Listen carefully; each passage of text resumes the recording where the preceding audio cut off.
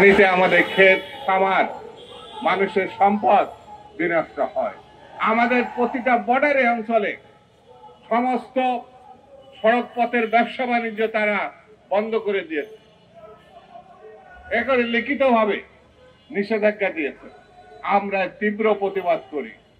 আমরা এতটুকু বলতে চাই, এই 1 বছরে প্রমাণ হয়েছে কে আমাদের সাহায্য করলো কি করলো না, কে আমাদের বিরোধিতা করলো কি করলো না, তাতে কিচ্ছু যায় আসে না।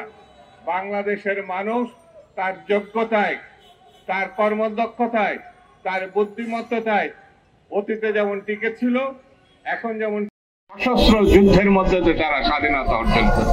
অনেকে দাবি করে তারা আমাদের জায়গা দিয়েছিল, প্রশিক্ষণ দিয়েছিল, অস্ত্র দিয়েছিল, আর তার বিনিময়ে আমাদেরকে কত সম্পদ তারা লুণ্ঠন করেছে 71 পরবর্তীতে, তার ব্যাখ্যা করে বোঝানো খুব কঠিন।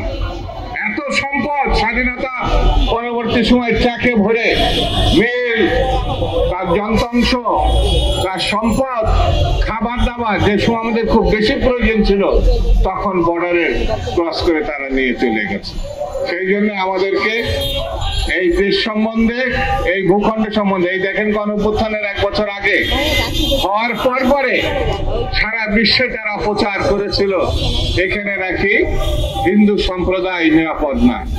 সারা বিশ্বে এখানে হিন্দু জনগোষ্ঠীর উপরে নির্যাতন করা হচ্ছে, কিন্তু 1 বছরের মধ্যে এটা প্রমাণিত হয়েছে এই দেশের মানুষ, হিন্দু, মুসলিম, বৌদ্ধ, খ্রিস্টান, সবাই শত শত হাজার হাজার বছর থেকে পাশাপাশি বসবাস। বাংলাদেশি মানুষ কারোর কখনো বশ্যতা স্বীকার করেনি, না ব্রিটিশ ভারতের, না পাকিস্তানের, না ফ্যাসিবাদের কোনো ক্লিনকে।